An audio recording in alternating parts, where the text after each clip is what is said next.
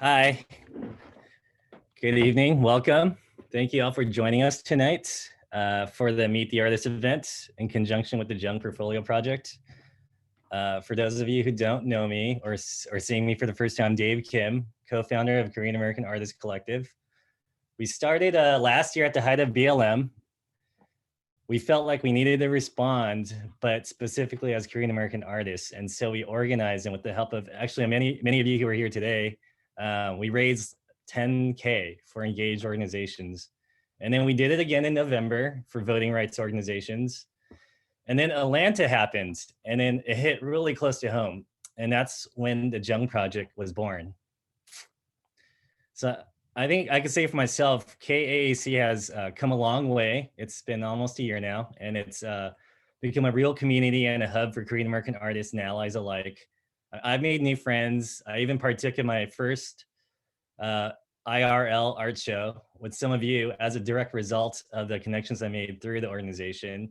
And we're currently just 6 members strong, all volunteers, and we're working to move from just organizing fundraisers to fully realizing ourselves as a functioning organization. So once that structure is there, we would really love to invite you guys to join us as members.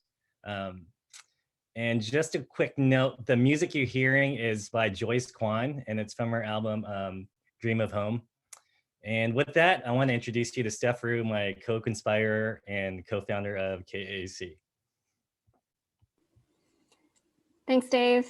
Hi, everyone. I'm super excited to be here tonight and to share about the JEONG Project and to have so many of the participating artists here. And I just want to talk a little bit about the project. The JEONG Project was conceived as a response to the Atlanta shootings that occurred last March, as well as ongoing anti-Asian hate crimes. As artists, our response to these events was one of grief and anger, but we also felt this urge to organize and to use our art to heal and to come together. So we invited 23 Korean American artists and writers to contribute to a limited edition portfolio of art and writing by and for Korean American women, all centered around this theme of JEONG. And JEONG is a very Korean concept that is difficult to translate, but in essence, it refers to a very strong sense of community and connection. And now more than ever, we feel a strong and compelling urge to come together in solidarity, to heal and to celebrate our Koreanness and to support fellow marginalized communities in the spirit of JEONG. So to that end, this project is both a community building art project as well as a fundraiser, with all proceeds going towards 4 organizations who work with vulnerable and marginalized AAPI communities. And in the slideshow earlier, you saw some information about those, and we'll be playing that later as well during the intermission. And just a quick plug for our JEONG Project campaign. There's 6 days left. So if you haven't yet, please check out our Indiegogo fundraising page to learn more and to donate. And I or someone on the core team can offer a link in the chat that will take you there. Okay, now it's my distinct honor to introduce our MC for the evening, Hannah Bae. Hannah Bae is a Korean American freelance journalist, writer, and illustrator living in Brooklyn, New York. She is the 2020 nonfiction winner of the Rona Jaffe Foundation Writers Award, which is supporting her memoir in progress about family estrangement, mental illness, childhood trauma, and cultural identity. Her essays have appeared in Catapult, Slice Magazine, Bitch Media, and Pigeon Pages, among other publications. She's the recipient of recent fellowships from the Kenyon Review, the Writers' Colony at Derry Hollow, Asian American Writers Workshop, and the Poynter Institute. Hannah and her husband, Adam Olsner, collaborate on a food writing and illustration project called Eat, Drink, Draw, and their work can be found on Goldthread, tricycle.org, SupChina, and their website, eatdrinkdraw.com. And now I will pass the mic over to Hannah. Thank you so much, Steph. I didn't know I was going to get the full intro, and I'm so grateful that you took the time. I feel so humbled. Hi, everyone. Please feel free to make liberal use of the chat while we're here. I know that the artists would love to hear where you're tuning in from and your reactions to the art that you'll be seeing this evening. I'll be contributing to the JEONG project in a couple different ways. I contributed some of my postcard prints that I collaborate with my husband on. And the ones that are in the portfolio are all drawings that I primarily worked on. And I wanted to just tell you a little bit about my illustration practice, because that's the primary contribution that I'll be making, but I'll also be writing a curatorial essay all about JEONG, based on the amazing art that everyone is going to be sending in. So I feel so humble to be included in this lineup of 23 Korean American women artists, because the last visual art class that I took was probably in 7th grade, and art for me never felt like what I was allowed to do professionally. My background in my career has been in journalism, and I felt like I had to just choose the course that was going to get me a full-time job with benefits and a stable life. But I am really grateful to have married into a family full of creatives and people who make creativity part of their daily lives and their expression of emotion and love. And so when my husband and I got together, when we were first dating, we would cook together, and food and art was very much something that we had in common. So we had little notebooks, and we would draw these very low stakes doodles of the things that we cooked and ate together. And out of that, it kind of grew into our own illustration project. And it's funny because I'll be introducing Robin Ha after me, but she's been a real inspiration to me because I interviewed her in 2016 when she published her first book, Cook Korean, which is a Korean comic book in recipe form. And so I got to interview Robin, and I can't believe that I am lucky enough to call her my friend after interviewing her as my interview subject. But one of the things she said in her artist talk when that book came out was that you should just keep going, and you'll see the progress that you make. And it's really amazing to see that that's true. But I've had, so many people inspire me, like Robin. And then also, like, one of the sources that I look at a lot is like Oishinbo. Like, if you look at the way that they depict rice, it has definitely inspired the way that I draw rice. And so this is like an illustration of mine. I do a lot with hard copies, and so it's really fun to be able to interpret real life images and think about how to depict them as marker and pencil and pen and paper drawings. So you can see I use like a lot of techniques like pointillism, or using dashes to try to get the effect of the food that we illustrate. And a lot of it is just based on my connection to Korean food that I formed when I was living in Korea after college. And so I'm going to just move on now to introducing Robin, but I'm so glad I got to just show you a little peek of my work. And I really hope that you get the portfolio so that you can see a lot more of my prints and the work of so many of the artists here. So up next, we have Robin Ha, who is a fantastic comics artist and author and my good friend. So Robin, the floor is now yours. Thank you, Hannah. Thank you so much, everyone who are here, and also KAAC for inviting me to be part of this amazing project. And I'm so glad that we're doing this, because I really want to make people see that we're not just a headline in the news, or people who are going through some struggle, but we are also people full of life and full of art and full of love in general. So I'm really glad that we're all here together. So I'm gonna share my screen and show you some of my work. Uh-oh, where did it go? Just a second.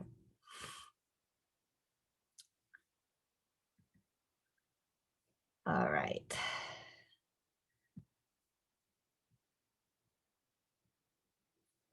Okay, so I am based in Washington, D.C. I grew up in Seoul, South Korea, and I moved to Huntsville, Alabama when I was 14, unexpectedly, following my stepmother, who had the scheme about moving to Korea. And she met a Korean American guy in Alabama, and we ended up staying there permanently. All of that is depicted in my graphic novel memoir, Almost American Girl, which came out in the beginning of 2020. And my first graphic novel is Cook Korean, as Hannah mentioned, which came out in 2016. This is the example of the recipe in Cook Korean. So this project came about in a very unexpected way. When I was growing up in Korea, I was an avid comics reader. I spent most of my free time as a child in Manabang, which is a comics rental store. And all I read was like fantasy stories and romance comics. Like it was nothing to do with cooking. And I actually was not into cooking until I went to college. So this project basically came out from frustration of not being a published cartoonist. I was struggling a lot in my beginning of my career getting things published. And I took solace in cooking, and I thought it was a fun side project for me to turn my cooking into comics and put it on Tumblr. And next thing I knew, this became one of the most successful thing I ever made. And I got a book contract through Tumblr, which is completely, I only heard about these things happening. I never thought that this would actually happen to me. And when it actually came out, it debuted on number 4 on paper book, graphic books section in New York Times bestseller list. And since then, it has been on the list twice more. So it's been a pretty crazy whirlwind ride for me. I've never expected my career to start this way, but here I am. And my second book is also a nonfiction, which has nothing to do with fantasy or romance comics that I was reading when I was a kid in Korea. So I wanted to read a few pages from my graphic novel memoir, Almost American Girl. This is from chapter 3. My name is Robin. Are you ready to start your new school next week? No, don't worry. Ashley will help you, won't you, Ashley? Ashley is my step cousin here. I met her like 2 weeks before this scene. Okay. You should pick an American name. It will help you blend in at school. American name. I always dreaded the first day of school in Korea because 김선희, yes. 이현수, yes. 하춘아, yes. Ha ha ha ha ha ha. My Korean name, Chuna, is an unusually old-fashioned name. For real, that's your name? Which is equivalent to names like Bertha or Myrtle in English. There goes Mrs. Chunja again. Ha ha ha ha ha. Besides being unfashionable, there are other reasons for me to hate my name. Mom, why did you do this to me? Well, ask your father. It was his family tradition. So those of you who are not Korean, in traditional Korean family, they would have a middle syllable that repeats in the generation. So I was the unlucky generation who got Chun as the middle name. So all of my cousins in my father's side has that middle name. The first syllable of my given name, Chun, was often used as the names of country bumpkin characters in comedy shows on TV. No kids ever forgot my name. Hachuna, remember me? We went to the summer camp together when we were 7. It was like a curse that followed me everywhere. But in America, I could finally get rid of this terrible name. This was my chance to start my life all over again with a new identity. Things like this only happened in movies and comic books, and now it was happening to me. No one knows her past. No one knows her name. She's a mystery. Who are you? Please, I must know your name. My name is... I had never thought about what American names I would like to have. This time I could pick the coolest name ever, but I had no idea what names were trendy. My step-cousin, stepsister, and I looked through their yearbooks for inspirations. How about Sarah or Jenny? Too girly. Courtney? They all sound too girly for me. There are some boys' names that girls can have. We picked a handful of gender-neutral names from the yearbook. I like them all. Well, you have to choose one. I was always drawn to the androgynous female characters in Korean and Japanese comics because I was a tomboy too. My step-cousins taught me this American thing. Eeny, meeny, miny, mo, catch a tiger by the toe. Robin. Robin, that's a pretty name. You'll fit in right away at school. Really? You think so? The R sound doesn't exist in Korean, so I spent all night practicing my new name. Lubin, Lubin, Robin, Robin, Robin. But no matter how many times I said it out loud, I just couldn't picture myself with this new name. And I wanted to show you the piece I'm sharing with you guys in JEONG project. This is an illustration of bossam, which is one of my favorite Korean food. And what I love about bossam is it's such a, like you have to go all in. It's not a dainty food that you cut it and like put it in your mouth like a dainty little lady. You have to use your hand. You have to open your mouth really wide and you have to just swam it all in. And the flavor is really powerful too. Usually it has like raw garlic and like 새우젓, which is the salted shrimp paste. So all of this combined to me is like what Korean people are like. I mean, I'm generalizing here. I'm sure there are shy, dainty Koreans too, but most Koreans I know, they're very, they're full of life. They laugh loud, they eat well, and they drink well. So I want to share that aspects about being Korean with you guys through this illustration. So I'm gonna pass my mic to Julia Kwon.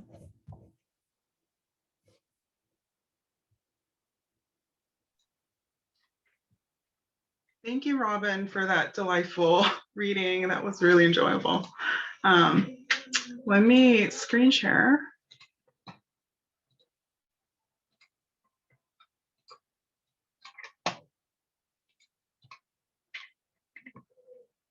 Can everyone see this okay?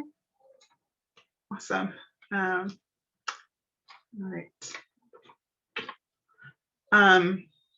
It's really a pleasure to be presenting my work with so many amazing artists today. I sew interpretive boja기, Korean object wrapping cloths, and wrap hollow human scale figures with them to comment on the objectification of Asiatic female bodies. The one-dimensional way she is seen is imposed upon her. However, the fabrics are not only covering, blocking, and suffocating, but also protecting, hiding, and mystifying the body. I draw inspiration from the traditional Korean fabric sekdong, and so in the format of boja기, as you see here in these examples. To consider ideas such as tradition, craft, and feminized labor. I explore different ways for creating ruptures on Korean patterns to not only capture the sense of disruption that I felt by othering words and gazes, but also reclaim the act of disruption. The work represents the act of negating and challenging notions on what it means to be Korean. By overloading the textiles with patterns that would pass as quote unquote Korean, I explore people's insistence that traditional Korean textiles that I created did not feel other enough. I deliberately play up the very stereotypes, cliche, and racist comments to challenge them. I create color gradients that turn to white to comment on the act of erasure and whitewashing. I activate the textile in relation to the frame, which become metaphors for framing and societal expectations for the authentic. I create work that refers to my own body through the symbolic use of the color yellow to discuss my ethnicity, and also by hanging the work in my own height. The human scale figures can be seen both as being bound to and escaping the frame. My work depicts a trapped, exoticized female body, as well as the feeling of being put in a box. The human scale figures are treated like an object to express the embodied experience and both the gravity and absurdity of objectification. I aim to capture the tension that arises from the mindset of us versus them. By combining traditional Korean textile with patterns of contemporary logos, socio-political issues and events, I consider both the past and the present to further investigate the idea of authenticity. I am not interested in engaging in essentializing conversations, exploring what does it really mean to be quote unquote authentically Korean. Instead, I'm interested in examining the complexities of constructing an identity within the context of transnationalism and also discussing other important contemporary issues. I utilize safety pins to consider notions about language, symbols, safety, activism, allyship, power, privilege, and our continued struggle for social justice. My work is not simply a representation of minority identities, but rather a commentary on the dehumanizing problematic process of being identified, reduced, and categorized. Through my work, I aim to present my specific point of view and experiences as a Korean American woman, as well as to spark conversations and position us to experience a more sweeping glance at issues regarding gender and ethnicity. Unapologetically Asian is a series of face masks made with Korean silk patchwork.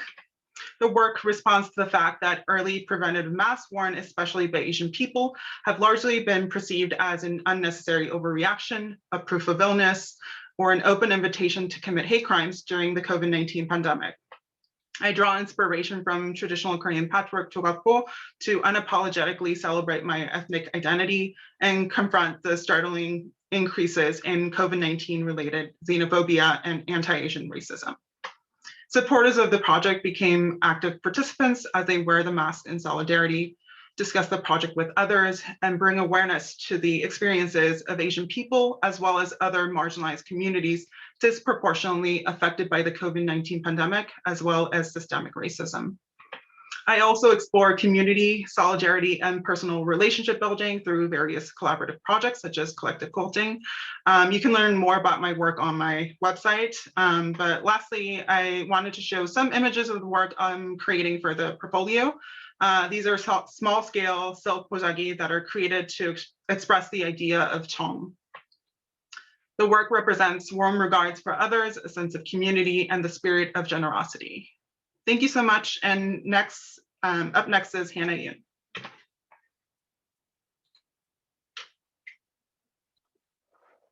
Hi, everyone. Oh my gosh, Julia, that was amazing.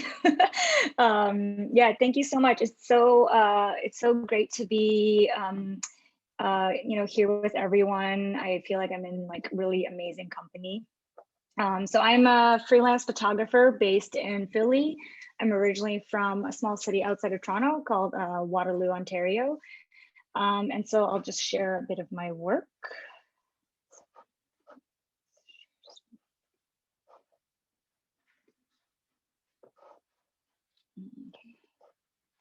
So, it was maybe around the end of 2017 when I started to really, I guess, explore my own identity and what it meant to be Korean Canadian, or just being Korean and not growing up in Korea.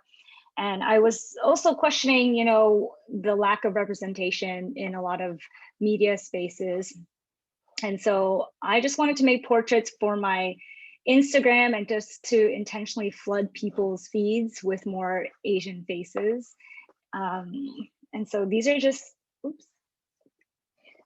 portraits from this project called Hyphenated that I created between 2017 and probably until 2018 or 2019.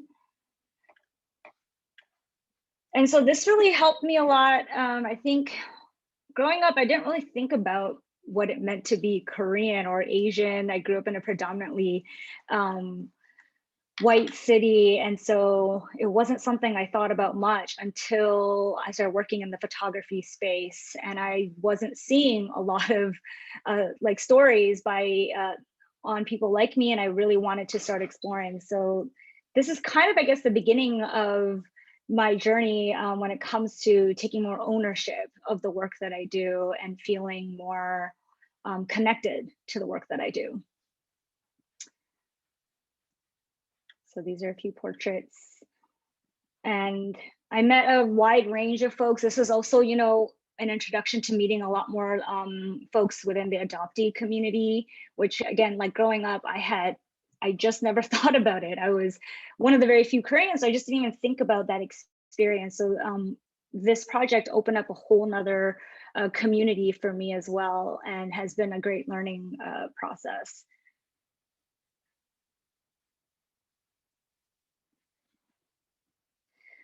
So switching gears, I'm just going to share some work that that is like pretty personal, and work that I did in Atlanta this past March after the shooting. And so I was sent there for the Washington Post.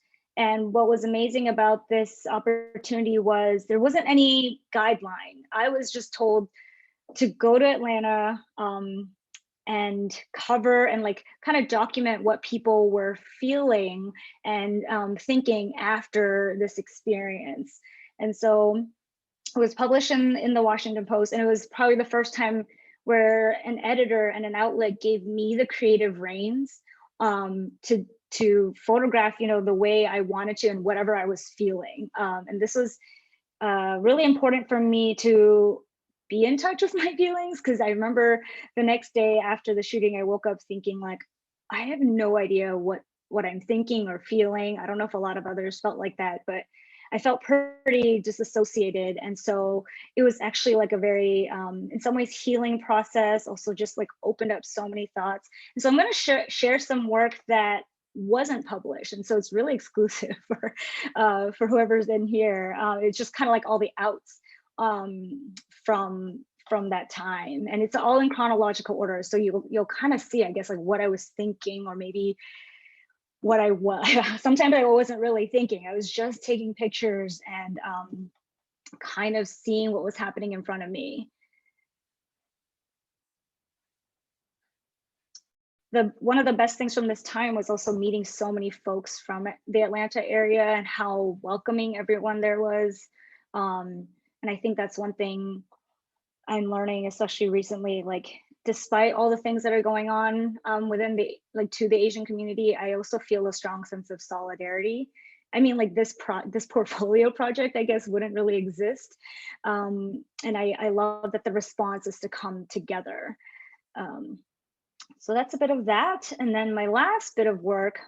So when I was asked to create, you know, an image for this JEONG portfolio, because I didn't grow up, you know, with that much Korean influence, I didn't really know much about that word until maybe like last year. And I started seeing other Koreans talk about it. And so I started thinking a lot about family and the relationship that we have with our parents. And most of us, not all of us, but a lot of us have like immigrant parents or parents that immigrated here. And so I am starting a new project. And so this is all like unseen work. And one of the photos in these images is going to be part of the portfolio. So I'm doing some portraits of, you know, parents with their, I guess, adult children with their immigrant parents, and anyone in the family that's like an immigrant. So the picture on the right is going to be part of the portfolio. And I just really, I don't know, this family, yeah, really inspired me.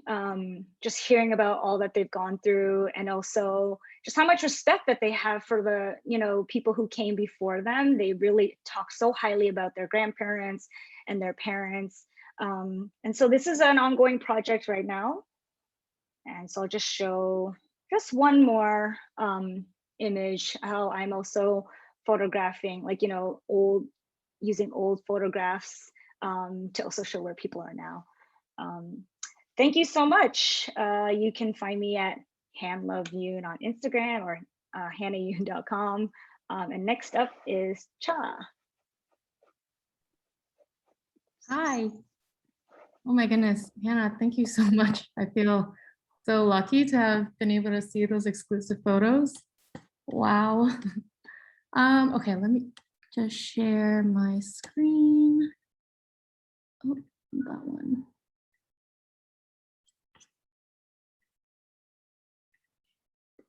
Okay, cool. Hi. Let's see. Hi, I'm Cha. I'm also known as Christine or Yuri. That's my Korean name. I just go by Cha because people just end up calling me Cha. I think they just like the one syllable thing, so it's easy. Yeah, a little bit about me. I'm an artist and illustrator based in Los Angeles. And today I just wanted to talk to you about my background and kind of like the journey that I went through to get to my work. So I was born in Vancouver, Canada, but I have nothing much to show for it except for a passport because I ended up really growing up in this really small town called Newark, Delaware. Yeah, super small where you kind of know everyone. There's not really much to do, but I stayed there and I ended up even going to university there. And then when I graduated, I moved on to bigger things. So I moved to LA to work as a graphic designer and illustrator. And now I've kind of been working in and out of that industry for money for the past 10 years. But at one point, the past, I guess like a few years ago, I tried a different kind of design and it turned out it wasn't for me. And maybe it was like a Saturn return kind of thing, but I got a little bit lost and then wanted to desperately course correct. So I quit my job and did this artist residency in Japan. And I just want to mention this because I feel like this was sort of when it was a bit of a game changer. Like my artistic practice kind of started here. So the left is the artist studio and the right is this really beautiful river that runs through the town. So yeah, being in an Asian country for that long was kind of stirred up a few things for me. It was like a really beautiful place, but it surfaced a lot of identity issues because I came from a really small town. There are very few people that looked like me. So I started becoming really curious about Asian culture again. And I started painting my surroundings, thinking about childhood memories. And this is kind of what came out of that exploration in that residency. And then I also started drawing or illustrating more about my feelings. I was reflecting and expressing more thoughts visually. And then after I started thinking, it made me kind of like think more about where I came from and gain more interest in like my Korean culture, which led me to talk to my grandma more, trying to hear more of her stories, her like immigrating to Canada, her hardships of war, like memories with her mom and her dad. I come from a very like matriarchal family actually, so I don't know, I only know mostly the woman's perspective of that time. So yeah, because my life is so heavily influenced by Korean women, I tend to draw a lot of Korean women.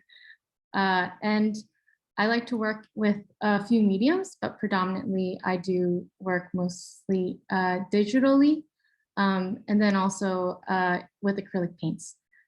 You could probably tell like my work is pretty colorful, and for my process, like color is really important for me and a huge part of my practice. So I get pretty obsessive. Like I make a lot of iterations of the same sketch and I try a lot of different colors before I decide to paint. And then it also takes me like days and weeks to kind of decide, like I had to stare at it for a really long time.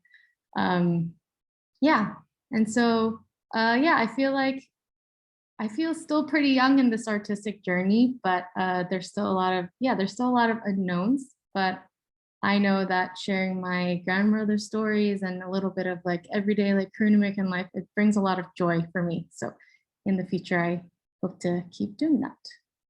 Yeah. And then I guess next, I'd like to introduce Steph and Lars.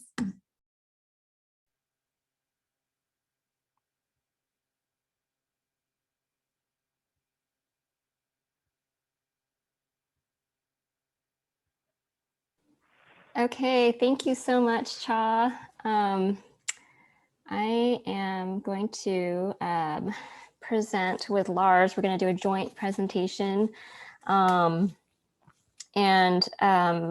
Each of us are actually collaborating with writers for the JEONG project. I'm going to be producing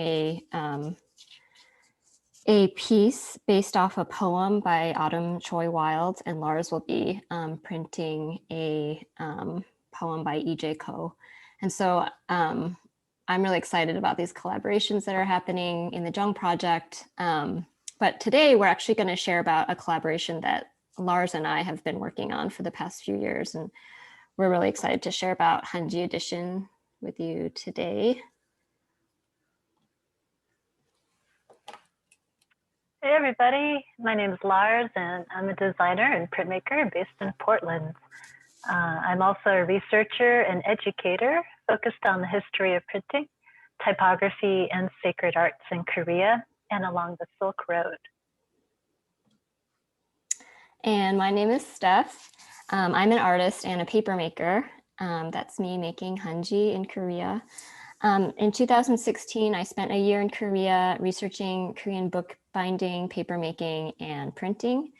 And during that time, I spent a really formative month in the Korean countryside, learning how to make Hanji, which is Korean paper, at a family-run paper mill called Jangjibang, which is one of the few traditional Hanji mills left in Korea.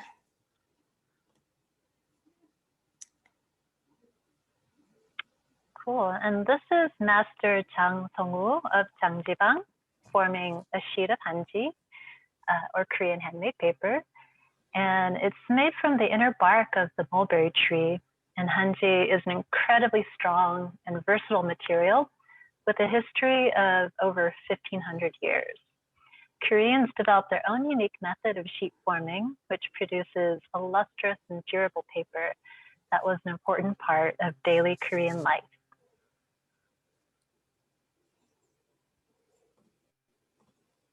Whoops. So this is me with Master Jang, his mother, and the other ajummas who work at the mill. And as for many slow traditional handcrafts, Hanji artisans now struggle with sustaining their craft in an age of rapid modernization. So after working at Jangjibang, I came back to the States convinced that Hanji is one of Korea's greatest cultural treasures, and felt really committed to sustaining and promoting its use. And this decline in traditional Hanji mills, as well as our own love of Korean paper and culture, is what spurred us to conceive of Hanji Edition. Through this project, we hope to honor traditional Korean culture and advance the use of Hanji in contemporary art practices. So we raised enough funds through Kickstarter for our first Hanji Edition project, which was published in 2018 in an edition of 20. We selected 5 artists with mastery in a range of printmaking processes, as well as a sensitivity to Asian papers. And we provided each artist with enough Hanji for them to produce their edition. And each artist offered short essays on their experience working with Hanji, and these essays were also included in the portfolio. So now we're currently working on the next volume of Hanji Edition, which will be published later this year. And for this volume, we were really interested in expanding the possibilities of Hanji and seeing how artists could manipulate the sheets in various ways. And this is Velma Boyard's piece, which is a miniature book with covers made of woven Hanji thread. And the interior hand-sewn pages are made of daylily, flax, and Hanji dyed with indigo and lacquer. Tatiana Ginsberg, she's an artistic director at Dudene Paper Studio in New York. She drew inspiration from ancient Japanese Buddhist texts to create this cast Hanji sculpture. And Oriol Miró, who's a master calligrapher in Barcelona, wrote Roman majuscules with homemade cadmium red ink, along with a Buddhist stanza and wraparound text written in black stick ink. Radha Pandey, artist and letterpress printer, used Hanji dyed with lacquer, barberry bush bark, and indigo, and then dipped the sheets in encaustic wax and used image transfer for the lettering. And then she bound the sheets together with hand-dyed paper thread.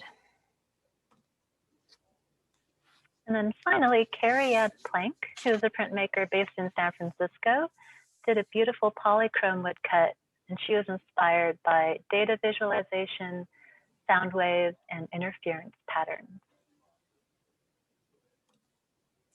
So our hope through this project is to honor the development of printing in Korea, both ancient and modern, as well as to revive the use of traditional Korean paper in contemporary art. Please check out our website, hanjiedition.com, to learn more. Thanks. And next up is Dami Lee. Hello, I'm going to share my screen.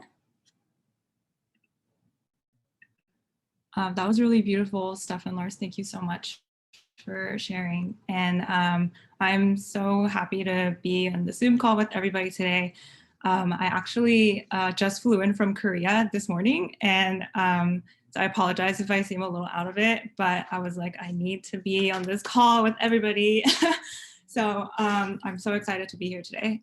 So I wanted to talk about my book, Be Everything at Once. Oh, so first of all, I'm a cartoonist and I live in New York.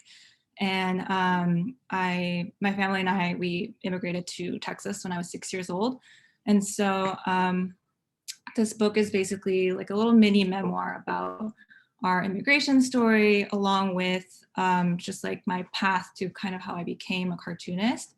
And I mostly do like really short 4-panel slice of life comics. And I've been drawing for Webtoon, the English version app, the comics app of the popular like Korean Webtoon service. But I've been drawing for Webtoon since 2016. I have a series called As Per Usual on there. And yeah, so with my book, I kind of wanted to share like an immigration story that was not so much about like daily struggle, or not so much about like struggles or like hardships, even though like those are all very like important, but I wanted to like focus on and like kind of a more like lighthearted immigration story that kind of pokes fun at like the little like misunderstandings and just like the funny like interactions that we've had with different people. So I'm just gonna read like a couple of comics from the book, I think. So this one is called Adjusting. Everything in America was on a bigger scale than we'd ever known, even where we lived. Everything really is bigger in Texas. The first time we went to Costco was a learning experience for everyone. Everyone hold hands so we don't lose each other. My mom discovered frozen meals. It's an entire meal in a box. And I found out it's really rude to gasp loudly at someone's shopping cart. So much food. So I think that's kind of universal. It's loud. It's rude to gasp loudly at anyone's shopping cart, regardless of where you are. But that was a learning experience for me. And this one is a comic about my parents kind of like dropping a bomb on me, saying that they were moving to Korea after I went to college, and that they were also like expecting me to move back after living in America for 16 years. So that it kind of gave me like men boom, like I was like, what the hell? But yeah, this one, I'll just read it. When I was applying to colleges, my parents told me not to go out of state. You'll be so far away, don't go. Then I went to college and my parents moved back to Korea. Lol, bye, deuces. Alone in America, sometimes I'd see women who look like my mom, which is any short Asian lady with a perm. My heart would skip a beat until I realized it wasn't her. Booty call. I didn't get to go home and see my parents very often, so I spent breaks with friends and their parents. Don't hang out with her anymore. My parents wanted me to join them in Korea after college, and I resisted bitterly at first. I grew up here, all my friends are here, and I do not want to switch to the metric system. But I realized they were getting older and I missed spending time with them. Dad is sick, come home. This is the KAAC interface. So I decided to do it. You can imagine how confused my brain was when I finally moved back. And it was basically like being put in a universe where like everyone looks like your mom. And so that was really confusing. And this one is about my experience like relearning Korean and trying to adapt to Korean customs, and kind of having like a reverse culture shock when I first moved back to Korea after college. And it was like a difficult transition trying to like re-enter Korean society after being away for so long and like not really knowing any Korean Americans like who lived in Korea. But like going back to Korea after college was like one of the greatest blessings of my life. Like I'm so glad that I was like sort of forced to go back because I got to meet some really amazing like Korean American friends like Hannah Bay, our wonderful moderator today. And she's also the one who brought me onto this project. So thanks, Hannah. So I'll just read this one. At first, my Korean was pretty rusty. I could barely speak on the phone without my voice quivering. 안녕하세요. 네. Sweating profusely. I slowly started to pick up the language, mostly through watching K-dramas and reading webcomics. If you want to learn a new language, I can't recommend anything better than immersing yourself in its culture. And this is one of my favorite webcomics. It's also a cooking comic, like Robin's comic, but it's called 역전 야매요리. And it's really funny. You should check it out on the Korean Webtoon app. And I'm lucky that Korea has so much of it. And I don't know if everyone's seen the famous kimchi slap YouTube video, but if you haven't, you should definitely check that out. So yeah, one of the things I did when I was in Korea was I was a translator at a mobile game studio, and it was pretty fun. And like there was a game called Ace Fishing, which was basically like you have to win the love of your life by catching 10 like fish for her, and it's like there's like different levels to it. And so is kind of confusing, like why does this fishing game have a love triangle? But those are the kind of things that I was working on.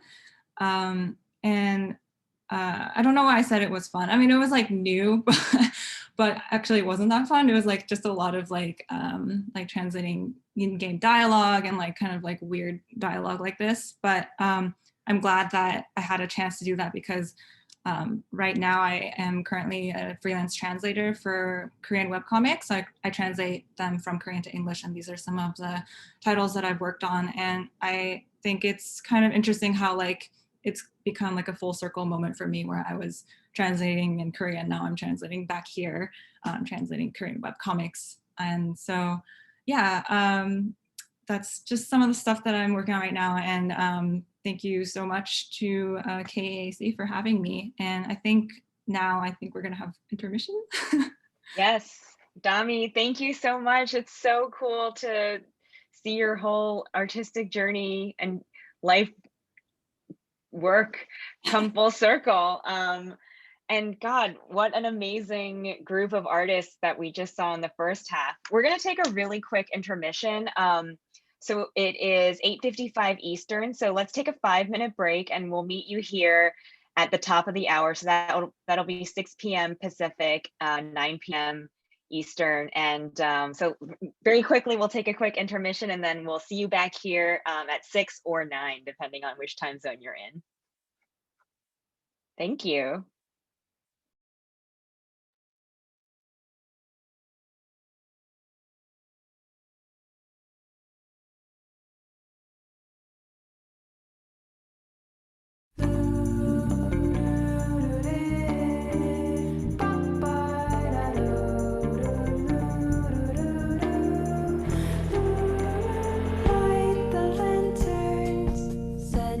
Table, your long lost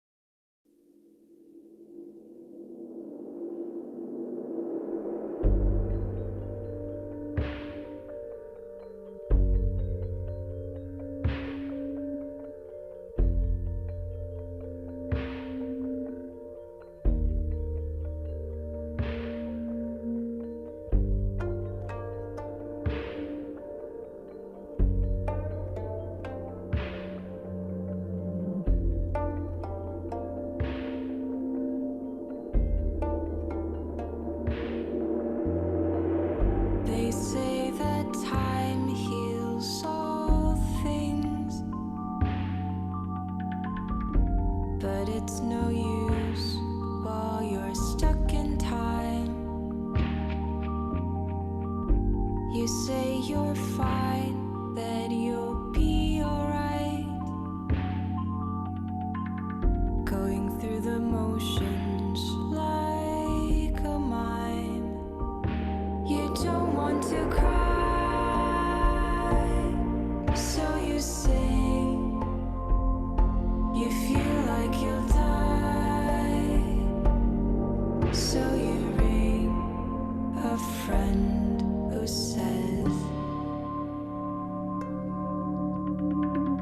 they say that time heals all things, but what's the use when you're stuck in time? You say you're fine, that you're moving on, going through the motions like a mime. Hello, everyone. Welcome back. Hope you're all feeling refreshed and ready to listen to another round of amazing artist talks. But before we get started, I just wanted to make a quick plug for the fundraiser. We have another event that's going to be coming up on July 21st, Wednesday. That'll be 4 p.m. Pacific, 7 p.m. Eastern, and it'll be a literary event with some of our incredible writers who will be participating in the project. So it'll be JEONG, a conversation and reading with Autumn Che Wild, Franny Che, and Andy Mara. And it'll be moderated by the fantastic writer, Alex Sujung Laughlin. So tickets are $20 and they're available via our Indiegogo page. And Steph will drop that link in. And we really hope that you can make it and support the fundraiser and also hear from some of the most incredible writers who are working today. And with that, I am so happy to bring on Kimchi Juice. So Kimchi Juice, the mic is yours. Please take it away. Hi, everyone. I'm going to try and share my screen. Okay. Hold on. I think it's going to work. Oh, shit. Sorry. I don't know how to do this. Okay, so my name is Julia Chan. I'm also known by the artist name Kimchi Juice. And while I try and figure out how to share my screen,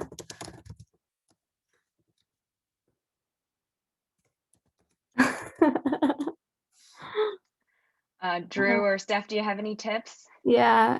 Click share screen on the Zoom window. It's like underneath, like below everybody's portrait. Yeah, I think it's more my system preferences. Okay. I think I just turned it on. Okay. Okay, share. Nope.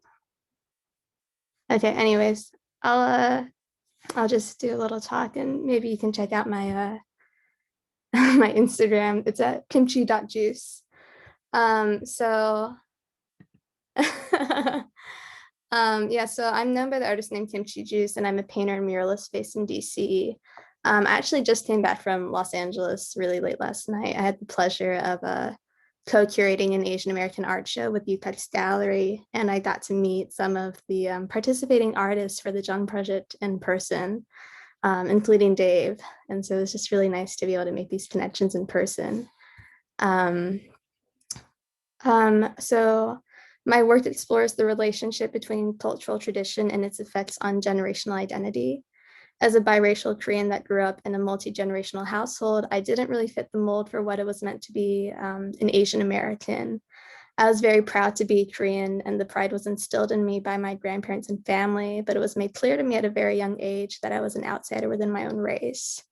I would never be completely accepted by either community, white or Korean, that I belonged to, and so I would have to make my own way in forming my identity.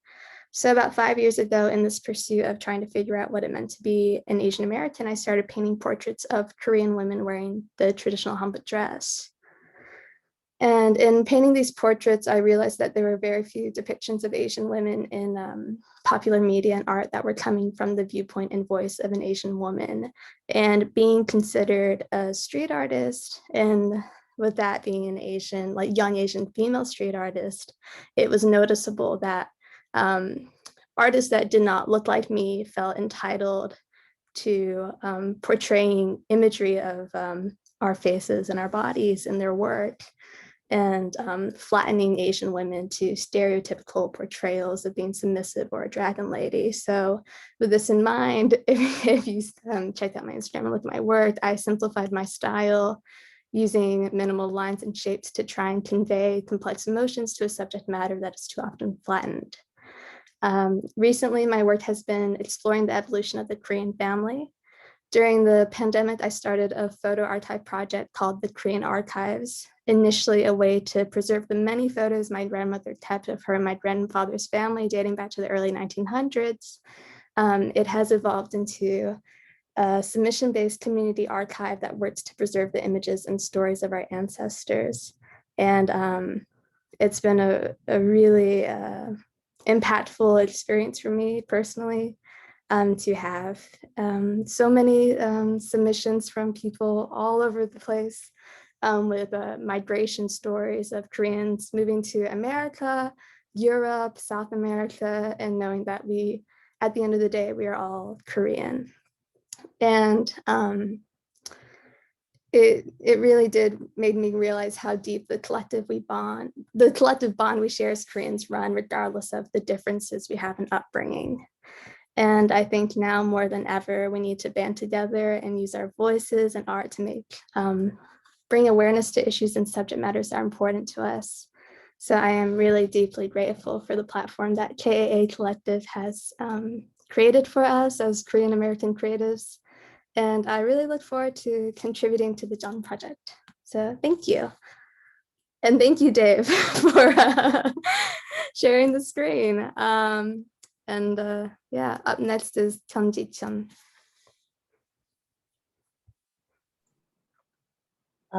Thank you. Good evening. My name is Kyung or Kyungji. Either is fine. I'm one of the organizers of the Korean American Artists Collective, and from the bottom of my heart, thank you all for joining us today. Just gonna share screen really quick.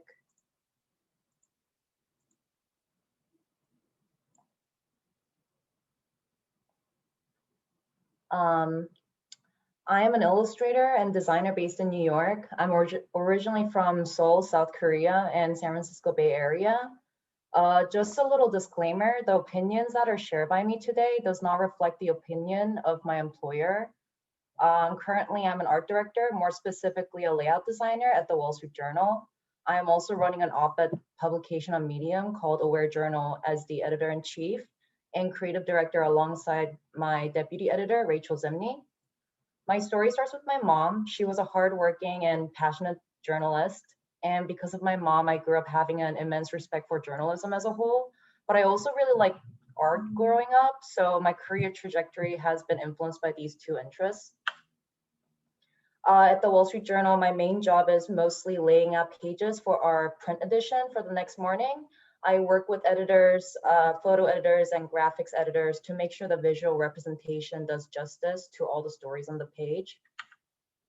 I had also illustrated for the journal a couple of times. This one is about the fitness wear technology. I made my friend Tammy David model for me, which was really fun. I love including my friends in my process as a muse.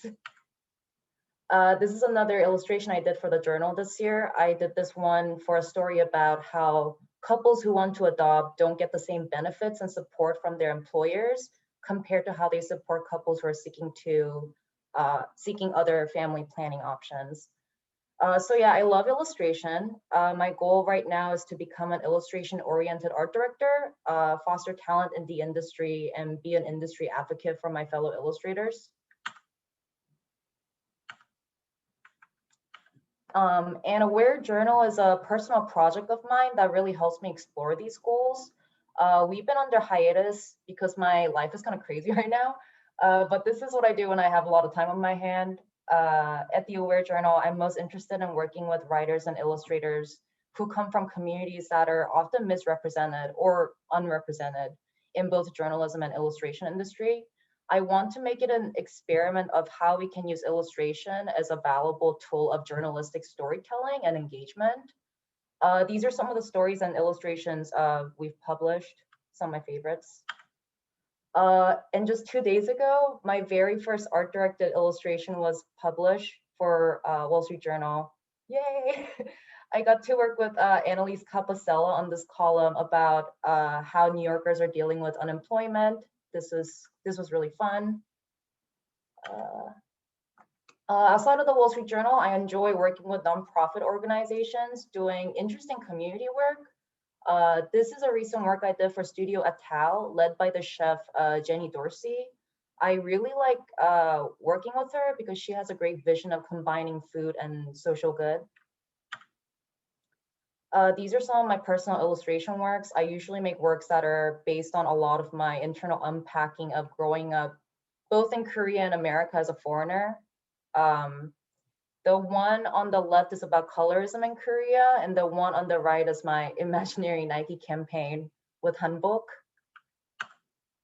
I also like working with socio-political topics that really shouldn't be considered political. I didn't include it here, but back in 2015, I designed the Black Lives Matter protest poster, and it got into American Illustration Digital Archive.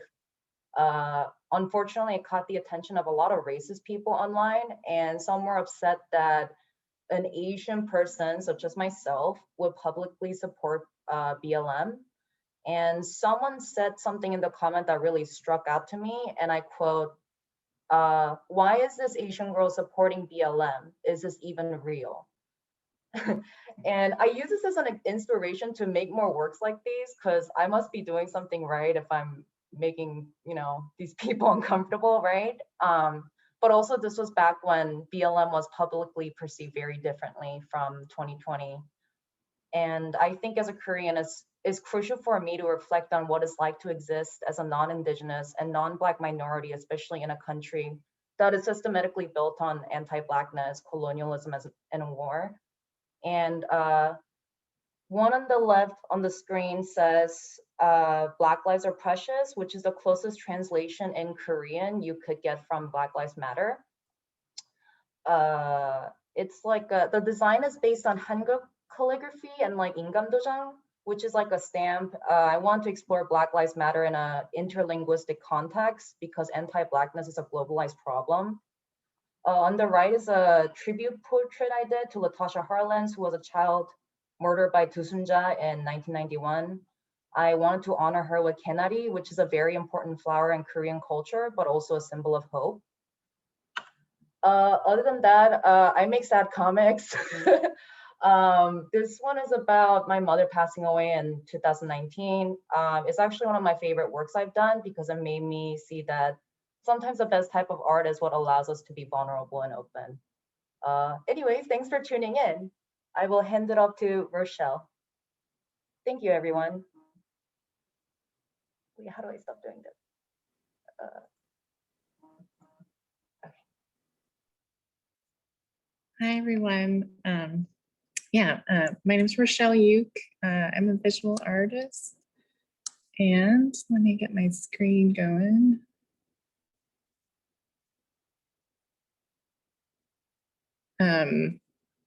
I like to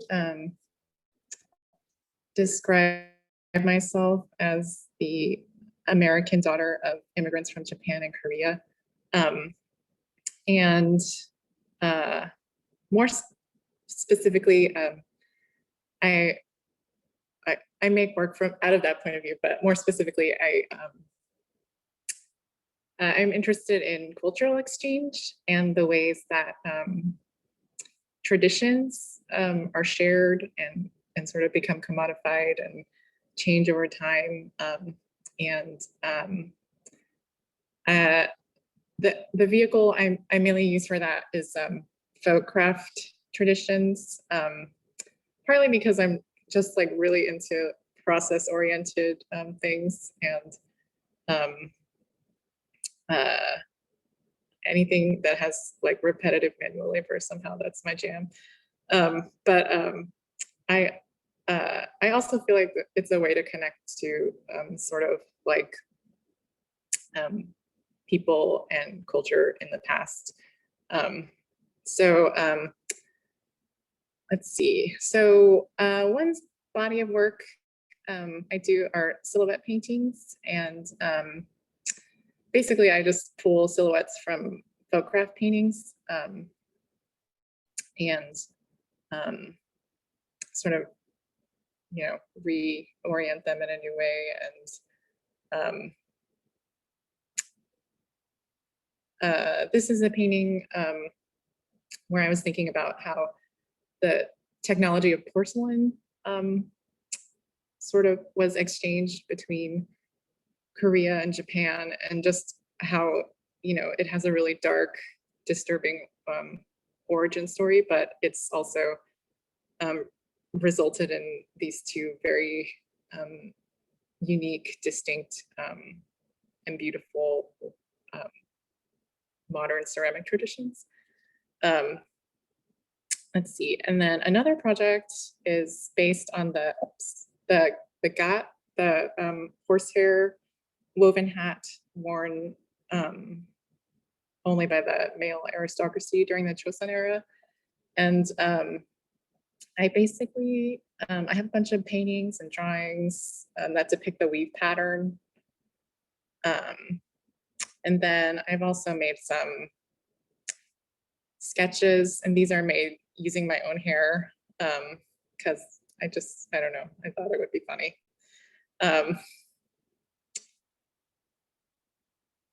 Yeah, and then finally, another series of work I've got is based on the chango. They're decorative wooden window screens, and each one is sort of based on inspired by a different person or experience in my life, and each one is made from a different specific pattern and a different material. This one is made from Marlboro cigarettes, which was my dad's brand of choice, and this one is sort of inspired by him. And then I'm working on a couple others in this series. One is hand embroidered with silk that my grandmother brought back many years ago from Korea. And then I've got another one in the works made from like funereal mochi fabric. Yeah, that's pretty much a snippet of my work. If you have thoughts about cultural exchange, please look me up. I'd love to hear them. And then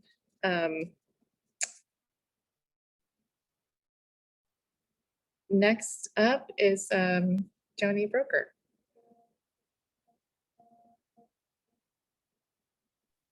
Hello. Let's see if I can make this work. Can you hear me? Yeah, I can hear you. Oh, great. Hi, wow, this is so incredible. I'm so moved and really inspired and just so grateful to be here. I'm gonna see if I can share my screen. Let's see.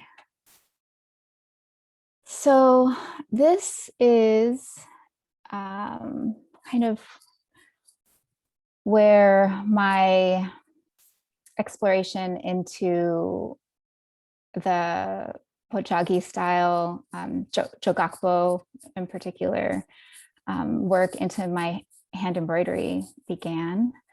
And I should start off by saying that my creative work is my spirit work. And I practice this integration with my commitment to a daily stitching meditation.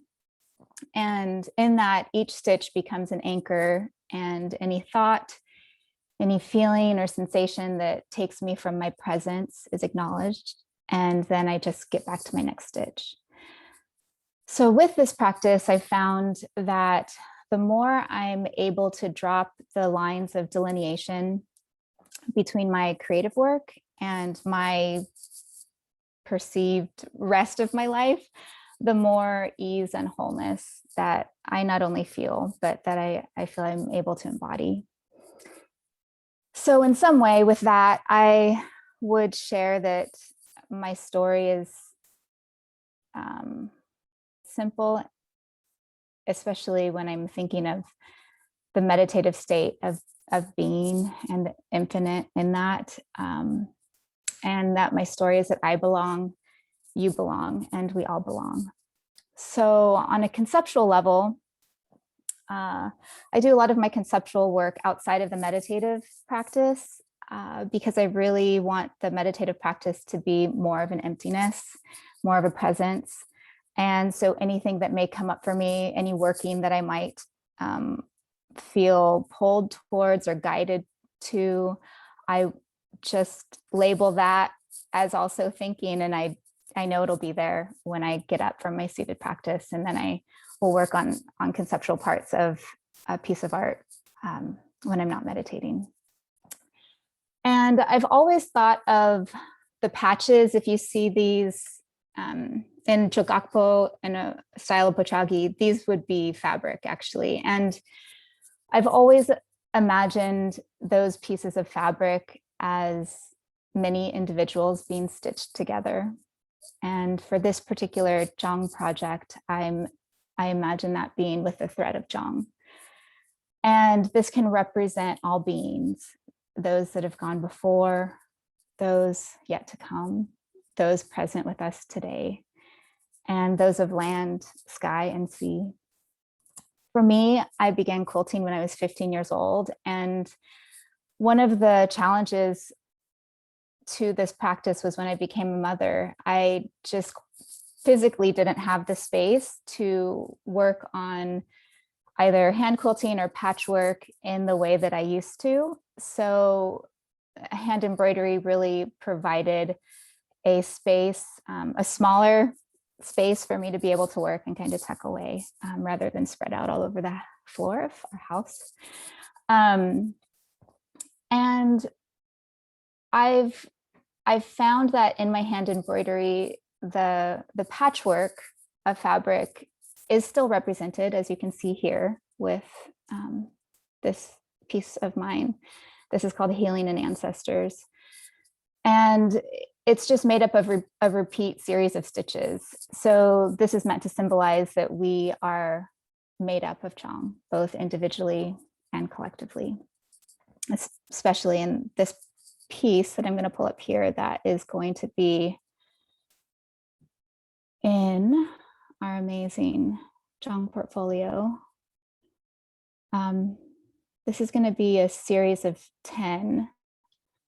And can everyone see that? I think so. I need to see it. Okay, so I knew I wanted to do a moon jar when I found out about this JEONG portfolio project. And part of it is because to me, the moon jar has always been a powerful symbol of my Korean maternal lineage. And when I think about, the same moon that guided our ancestors, guided my ancestors, that still watches over me today and will watch over our future ancestors as well. Just the thought of that really is strengthening to me. So I will say that also as a young woman who resisted and pushed against oppressive gender and sexuality expectations that were placed on me, the moon jar represents to me the expansiveness of womanhood and the reclaiming of my own agency and how I choose to define it. And if I can just share a little bit about my mom, speaking of maternal lineage, my mom has shared with me some of her air quotes here, chores as a young girl growing up in a small village far on the outskirts of Gwangju. She shared that one of her chores was to gather mulberry branches to feed harmonies, silkworms. And another was to always be on hand to help Harmony unravel the knots in the silk thread when she was working. So I often wonder if these crafts are encoded with ancestral wisdom for us today, and perhaps we are encoded as well. So to finish, as an artist, this is how I tell my story, and this is how I tell the story of my ancestors. And in our interconnectedness, this is how I tell the story of our infinite belonging. Thank you so much. I'm going to pass it on to Mary Kang. Hello, how is everyone? Thank you for organizing this space and for having me. And Johnny, I really enjoyed your presentation. I relate really hard to what you said about, I guess, individualism and collectivism.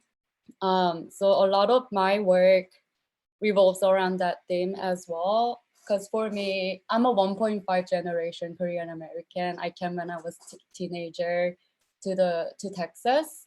And for me, I just couldn't get used to the idea of extreme individualism that was thrown onto me while I was growing up, as I was coming from very homogeneous collective society.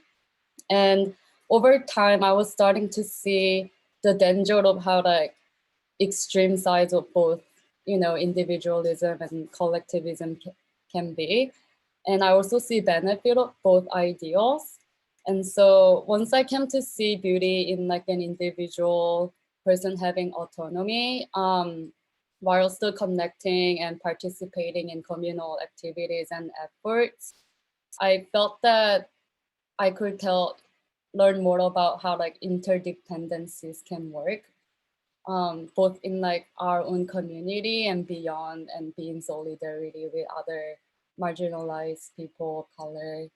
And so I started working on this is fairly new project about friendships. I started this because I felt I was inspired by many writers who write about friendships, and I just kind of wanted to partake in that movement that talks more about friendships than necessarily just romance. And I find friendships to be also very fluid, and it can be with anyone. It can even be with yourself. And I post sometimes the individuals friendship stories on my Instagram, and sometimes, yeah, so it's very portraits and quote based stories. And fairly recently, a month or two ago, I was approached by NPR to reflect on Asian American resilience after the unfortunate shootings that happened in Atlanta. And for me, I just also felt that JEONG is such a survivor skill to our ancestry, when all of our history has to do with, there was a lot of turmoils, and I find JEONG to be a very revolutionary act that begets mutual aid and all of that. So I just kind of approached 3 different people on what JEONG means to them, because like it has been mentioned, it's a very broad subject. And so I guess I just read it. The Harmony Namye, she says, JEONG is a reminder that people and nature are rooted in the same place, and we have to nourish each other. And Chunja says, I feel JEONG when, as a neighbor, Namye checks on me day and night on how I am doing. Her care and presence is JEONG. And then one of my best friends, she sees JEONG as something that is a radical compassion effortlessly embedded in Korean culture. And when those around you attentively recognize your needs even before you recognize your own. JEONG is often embodied in the smallest acts of care. It's as if another person foresees 2 steps ahead of the step you're about to take and ensures that path is free of any obstacle that you might trip on. It's a warm embrace, feeling safe and comfortable within. Kyunga says, frankly speaking, having lived in the States as a single mother and an immigrant woman of color over 20 years, I have found myself having forgotten what JEONG is. I've only recently gotten to the point where I'm learning how to protect my energy and providing better care for myself. it is only recent that I've been able to extend JEONG to myself as a form of self-compassion. I'm grateful for my daughter, Kaden, who I'm able to share JEONG with. And so when Hannah Yoon saw me working on this, that's how she invited me to this project, which I'm super grateful to be a part of with all of you amazing artists. And then this was another one where New York Times asked me and other Asian American photographers to reflect on what love means during this time for us. And I decided to be part of that because I liked what they were asking. They were asking about how love means to us instead of like, I didn't have to talk about my trauma. But I mean, the story around this kind of did have to do with trauma, but it was about resilience that came from a lot of JEONG around my Korean American community in Austin. So last year, my father passed away very suddenly, and immediately, like without even us asking, people in my community just like dropped us food and they created like a meal train. So I created these portraits in memory of that. And our family just felt so loved and held, and it only inspires us to, I guess, extend more JEONG to others. And other than that, like my other works revolve around community, and I like to take portraits of individual person as well, in consistent to like how I reflect community efforts and then the autonomy of an individual. There was a block party in Queens for New York Times. This was in the Queens at the Socrates Sculpture Park. There was a community event around barbecue. And the photo that I am selling with this project is the one in the middle. This was taken in Bhutan, and to me, I felt a lot of JEONG when I was there too. People were so kind, and there's this like song that is called Last Sunbeams of Childhood. And to me, that really reminds me of this photo. And I guess because I'm biased, like it just was such a beautiful moment that I came across. So I decided to share this photo. And then, yeah, and then my commission works are also similar to like community-based like relations. I'm going pretty fast because I think I went over 5 minutes, but yeah, thank you. And I hope to connect with you more. And the next person is Eun-soo Jeong.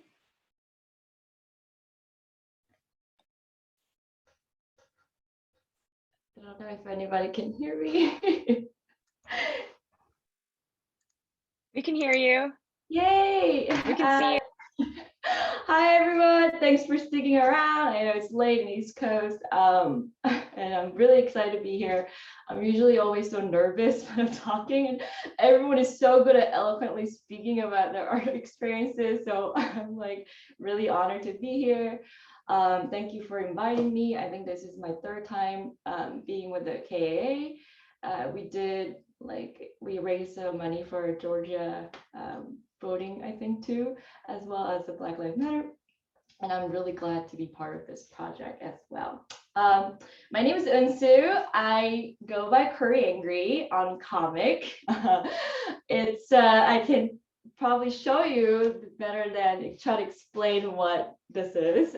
So let me show you the tour of kind of slow tour. I was gonna set the 5 minute, but well, let's go. Okay, so here is my garage studio, and this is how I set up my, I'm gonna go really slow on my character. So, okay, I just was told that I didn't want to do too much with rotation, so I don't give everyone a headache. But this is pretty much like a character of myself being angry character, and I basically build props and sets and make a comic about my life as an immigrant woman. These are my miniatures, so you can kind of see I kind of move her around and stage her. This is my bibimbap, Trader Joe bibimbap. I'm gonna go slowly just to kind of show, these are some of my favorite props that I use. I kind of build a world to to make a life of my life. This is a big ongoing project of my dollhouse that I'm building, and it's still in progress. But I will slowly move to kind of show my workstation. So a little bit back about me. I immigrated to the United States when I was 13. I was actually undocumented for a long time.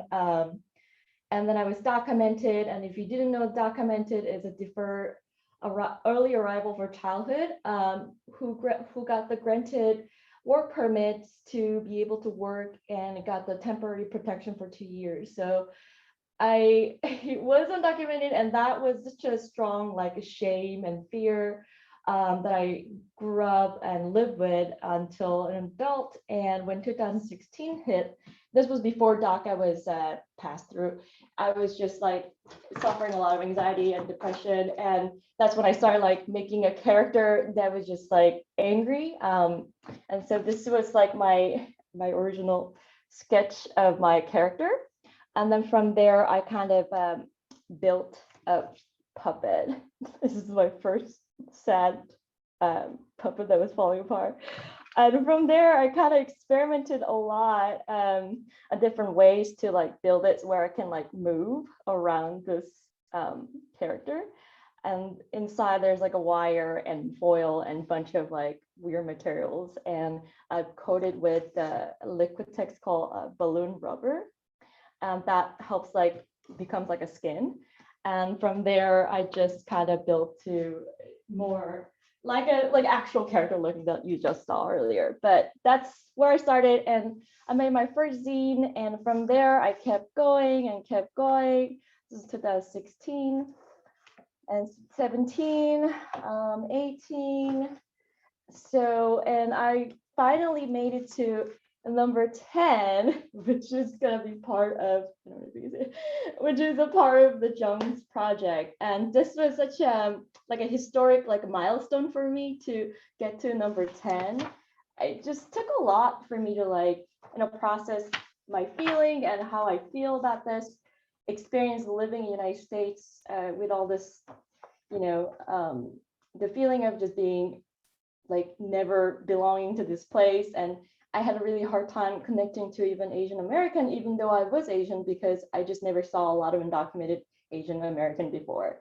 So this is kind of like my way of going through my life, my processing, my feeling. I think Dami and Robin both like have like this way of like kind of translating your experience, immigrant experience in such a humor and joyous way. And that's how I also want to celebrate my life, as well as I like making informative comics, and that led me to making a small comics like Know Your Rights comic, where I kind of talk about what can you do to protect yourself when the ICE comes at the door, and that I made a short comic about it and kind of talked about the rights that you can have as an immigrant. And that was how I started like, I guess, like more followers on social media, which also brought a lot of haters too. Yeah, and that's pretty much how I've been doing with the BLM as well. I think a lot of connection I made through this, these folks were through the Korean, doing the Black Lives Matter letter comic, and just kind of like social activism kind of related comic, although I don't really see myself as social activist. Yeah, I don't want to keep everyone too long, and I think that's my cue for 5 minutes. But yeah, there you go. So thank you so much for sticking around and inviting me. And I think my contribution would be my zine, and the print would be, and the sticker, I almost forgot. Yeah, this one. And then sticker would be my Korean cuss words sticker sheet will be part of that. So that's a wrap for me. Thank you so much, Unsu. That was such a tremendous treat. I think we all totally just loved getting a chance to see how you bring Korea Angry to life. And for me, I'm really looking forward to those Korean swear word stickers, because I don't know how to swear in Korean because no one ever taught me. Everyone, thank you so much for tuning in and staying to the end. I can totally, I think everyone agrees that seeing Unsu's workspace was totally worth staying till the end. And it was amazing to see the diversity of the art that everyone is creating, the meaning behind it, how you all put so much of your experience and your soul into your creations. And I dropped the link to the portfolio project in the chat, and I really hope that people can spread the word and get our beautiful art into people's hands. So thank you, everyone. Have a wonderful night. Does anyone else, Drew or Steph, does anyone have anything else to say? Otherwise, I'll just say thank you so much and good night. Thank you all. Thank you. Thank Take a you. group photo. Yay. I feel like we should take like an actual group photo. Okay, Kyung, do it. Okay, hold on. Gallery view. Is it a gang sign? Someone say 1, 2, 3, please. Okay, let's make sure Unsu's in the frame. 3 times actually. So you guys are gonna have to post 3 times because I cannot fit everybody. So I'm gonna do it like, you know what I'm doing. Okay. Yeah. Okay, so 1, 2, 3. Okay. Yeah, hold on, let me like save this. I need to make like 3 separate images because there's a lot of people here, which is great. All right, let's do it again. 1, 2, 3. Okay. Oh no, we just have 2 pages. Okay, perfect. That's it. Thank you so much. Yay! Thank you so much, everyone. Have a good night. Thank you for having us. This was wonderful. Thank you so much. Thank you.